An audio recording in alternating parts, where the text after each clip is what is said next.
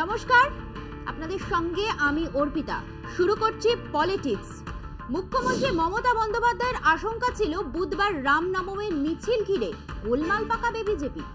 গত কয়েকদিন ধরে উত্তরবঙ্গের বিভিন্ন নির্বাচনী সভায় তিনি বলেছিলেন 17ই এপ্রিল সংঘর্ষের দিন, ওই দিন বিজেপি ঝামেলা করবে। সংখ্যালঘু ভাই বোনেরা যেন কোনো প্ররোচনায় পা না দেন।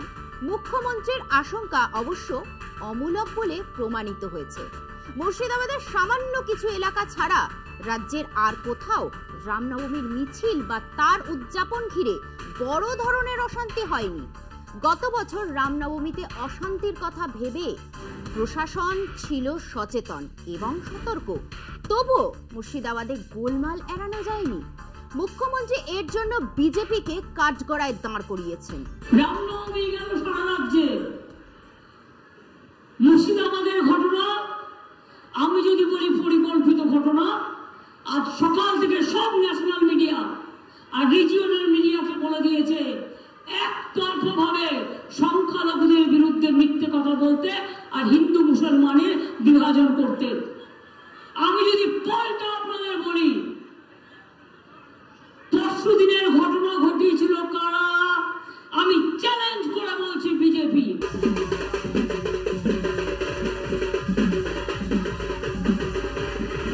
আদালতের নির্দেশ উপেক্ষা করে বুধবার রাজ্যের প্রায় সর্বত্র রামনবমীর শোভাযাত্রা অস্ত্রের আস্ফালন দেখা গিয়েছে। বিজেপি এবং তাদের সহযোগী বিভিন্ন সংগঠন শোভাযাত্রা করেছে। সেখানে বিজেপির নেতা নেত্রীদের হাতে অস্ত্র শোভা পেয়েছে। বাংলার শাসক দল তৃণমূলও পিছিয়ে ছিল না। সেই দলের নেতা নেত্রীদের হাতে রামের ছবি, মুখে জয় শ্রীরাম ধ্বনি শোনা গিয়েছে। কোথাও কোথাও আবার বিজেপি নেতাদের সঙ্গেই শোভাযাত্রায় তৃণমূলের নেতাদেরও ছবি ধরা পড়েছে। প্রশাসনের কড়া নজরদারি ছিল, তাই কোথাও কোনো বড় ধরনের গোলমাল হয়নি। রাজ্যের অন্যত্র অশান্তি না হলেও তাল কেটেছে মুর্শিদাবাদের রেজিনগর, শক্তিপুর প্রভৃতি এলাকায়। সেখানে দুপক্ষের মধ্যে সংঘর্ষ হয়, চলে বোমাবাজি, দোকান ভাঙচুরের মতো ঘটনা। দুপক্ষের বেশ কয়েকজন জখমও হন, আহত হন কয়েকজন পুলিশ কর্মীও। আহতদের হাসপাতালে ভর্তি করানো হয়। মালদহ থেকে ফেরার পথে বহরমপুরের কংগ্রেস প্রার্থী অধীর চৌধুরী বহরমপুর হাসপাতালে আহতদের দেখতে যান। সেখানে তাকে ঘিরে গো ব্যাক স্লোগান দেন বিজেপি সমর্থকরা। অধীর বিজেপির জেলা সভাপতি শাখারব সরকারকে ধাক্কা দেন বলে অভিযোগ। তাকে ঘিরে হাসপাতালে উত্তেজনা দেখা দেয়। অধীরের মন্তব্য, জেলায় সাম্প্রদায়িক অশান্তি সৃষ্টির পরিকল্পিত চক্রান্ত চলছে। তা না হলে মুখ্যমন্ত্রী কেন আগাম দাঙ্গা হওয়ার কথা বলেছিলেন গত কয়েকদিন ধরে? পাল্টা অধীরের বিরুদ্ধে তোপ দাগেন বিজেপি নেতাও। শক্তিপুরে একের পর এক সাম্প্রদায়িক ঘটনা ঘটে চলেছে। এর আগে যখন সাম্প্রদায়িক উত্তেজনা তৈরি হলো, সেই সময়ও আমার শক্তিপুর এলাকায় নির্বাচনী কর্মসূচি ছিল। হঠাৎ করে 144 ধারা জারি হয়ে গেল, আমার কর্মসূচি সমস্ত বাতিল করতে বলল। শক্তিপুরের সাম্প্রদায়িক সম্প্রীতি ফিরিয়ে আনার জন্য সেখানকার এসডিও, সেখানকার থানা কখনো মনে করেনি যে সর্বদলীয় মিটিং ডেকে সেখানকার সর্বস্তরের মানুষের মধ্যে প্রচার করে সাম্প্রদায়িক সম্প্রীতিকে ফিরিয়ে আনা দরকার। প্রশাসন থাকলে উদাসীন, পুলিশ উদাসীন। আবার গতকাল একইভাবে সেখানে সাম্প্রদায়িক উত্তেজনা ছড়িয়ে পড়ল। আমি সব থেকে আগে দোষ দিতে চাই সেখানকার প্রশাসনকে, যারা সেখানকার সাম্প্রদায়িক উত্তেজনার কথা জেনেও চোখ বুজে তারা উদাসীন থেকেছে। খুব সুপরিকল্পিত ভাবে বারবার দাঙ্গা উস্কে দেওয়া হচ্ছে। আমি সেখানকার মানুষের কাছে হাত জোর করে অনুরোধ করব, আপনারা কেউ প্ররোচনায় পা দেবেন না। মুর্শিদাবাদের মানুষকে আমাদের এক হয়ে থাকতে হবে। এখানে হিন্দু মুসলমানের দাঙ্গা কোনোদিন হয়নি, আমরা হতে দেব না। আমি যতদিন বেঁচে আছি এই দাঙ্গা রুখার কাজ আগেও করেছি, আজও করছি, আগামী দিনেও করব। অধীর বাবু নিজে এখানে উস্কানিমূলক মন্তব্য করে গন্ডগোল পাকিয়েছেন। আর যারা এখানে হসপিটালে ভর্তি হয়েছে সেখানে অধীর ওখানে নাকাও মারতে এসছে। আর আমাদের ছেলেপেলে যখন ওনাকে রুখতে গেছে উনি নিজে আমাকে ধাক্কা মেরে মুখ ফাটিয়ে রক্তাক্ত করেছে। আপনাদের ফুটেজ আছে, আপনারা নিজেরাও দেখেছেন। উনি ভাবছেন যে পূর্বের মতো আমি আমার দাদাগিরি করব, উনি বুঝতে পারছেন না উনি এখন 2000 টাকার নোট বাজারে অচল। অধীর বাবু যেখানে যাবেন সেখানে কলা ধাক্কা খাবেন, জনগণ দেবে। অসবে প্রচার সেরে আজ ইসলামপুরে নির্বাচনী সভা করেন মুখ্যমন্ত্রী। তিনি মুর্শিদাবাদের ঘটনা উল্লেখ করে তার জন্য বিজেপিকে দায়ী করেন। তার স্পষ্ট অভিযোগ ওই ঘটনা পূর্ব পরিকল্পিত। তিনি প্রশ্ন তোলেন এর জন্যই কি নির্বাচন কমিশন 3 দিন আগে মুর্শিদাবাদের ডিআইজি কে সরিয়ে দিয়েছে? এই প্ল্যানটা করবার জন্য যে পরের দিন নাটক করে বেড়াবেন আর মিডিয়াকে আমি মিডিয়ার বিরুদ্ধে সরি কমপ্লেন করবো এই কারণে যে it is one sided game, cannot be at the time of election when the election is in process. এই দেখুন অসিত ছবি, অসিতকে মেরেছে। আমার ফোনটা দাও, আমি দেখাচ্ছি। কোন একটা আমি মিথ্যে কথা যারা বলে বেড়াচ্ছে তাদের সবটা দেখা উচিত। এই ছবিটা কার? মাথা ফাটিয়ে দিয়েছে। কই মিডিয়া কখনো এর কথা বলেন না। অ্যাটাক করলেন আপনারা, মারলেন আপনারা, ওসি থেকে শুরু করে একটা কমিউনিটিকে আপনারা আহত করলেন। আর করে ইলেকশন কমিশনে কমপ্লেন করছে বিজেপি এমএলএ কে মেরেছে, কিন্তু এই ছেলেটা যে কমপ্লেন করেছে বিজেপি এমএলএ কি অ্যাটাক করেছে তাকে কেন গ্রেফতার করা হবে না? হাত গুটিয়ে বসে নেই বিজেপিও। আজ রাজ্যের বিরোধী দলনেতা শুভেন্দু অধিকারী শক্তিপুরের ঘটনার এনআইএ তদন্ত দাবি করেন।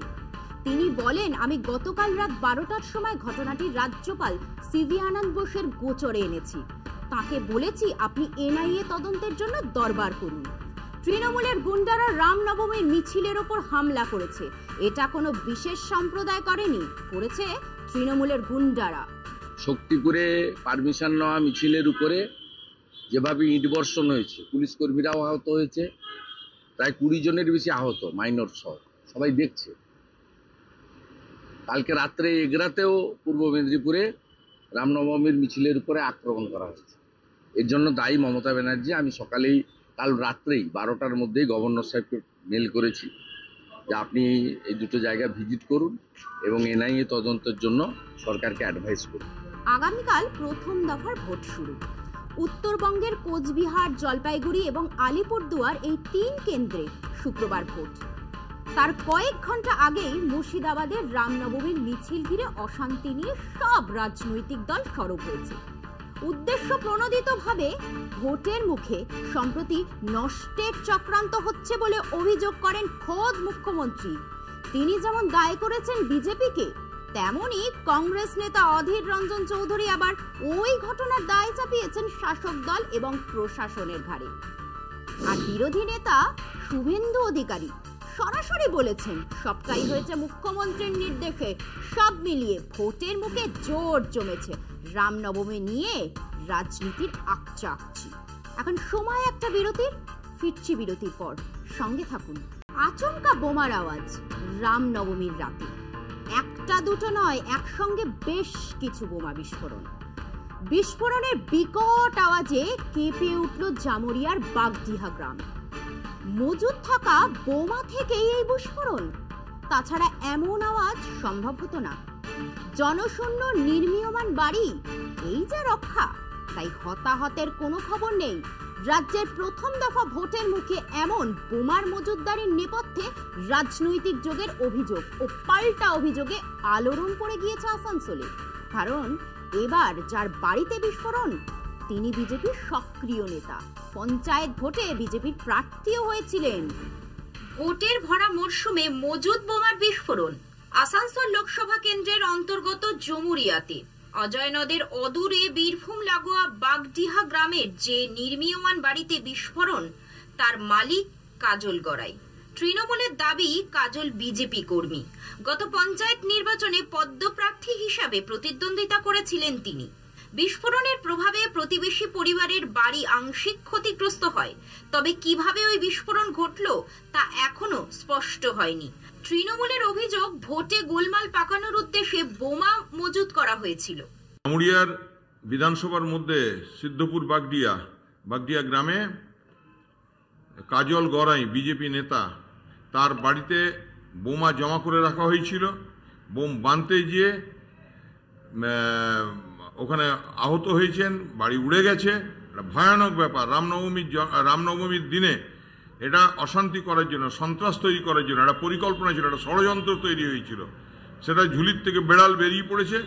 বিস্ফোরণের ঘটনায় কথায় কথায় যারা কেন্দ্রীয় সংস্থা এনআইএ কে দিয়ে তদন্ত করানোর দাবি তোলে, সেই বিজেপি অবশ্য মুখে কুলুপ এঁটেছে। তাতে অবশ্য বিতর্ক চাপা দিতে পারেনি বিজেপি। ওই বাড়ির মালিক স্থানীয় বিজেপি নেতা এখনো বেপাত্তা। পুলিশ এখনো কাউকে গ্রেফতার করতে পারেনি। স্বভাবতই স্থানীয় বিজেপি নেতা তথা নির্মীয়মান বাড়ির মালিকের কর্মকাণ্ড নিয়ে সন্দেহ আরো তীব্র হচ্ছে। দাবি উঠেছে অবিলম্বে অভিযুক্তকে গ্রেফতার করতে হবে। ভোটের বাজারে আসানসোল লোকসভার অন্তর্গত জামুরিয়ার ওই ঘটনা নিয়ে রাজনৈতিক উত্তাপ বাড়ছে। কিছুদিন আগেই ভূপতিনগর বিস্ফোরণ নিয়ে এনআইএ অতি সক্রিয় হয়ে ওঠে। মুখ্যমন্ত্রী মমতা বন্দ্যোপাধ্যায়ের অভিযোগ, আসানসোলের প্রাক্তন মেয়র বিজেপি নেতা জিতেন তিওয়ারির সঙ্গে এনআইএ কর্তার বাসভবনে বৈঠকের পরপরই বাহিনী ভূপতিনগরে গভীর রাতে হানা দিয়ে তৃণমূল নেতাদের গ্রেফতার করে। তার কাছে সমস্ত প্রমাণ রয়েছে বলেও দাবি করেন মুখ্যমন্ত্রী।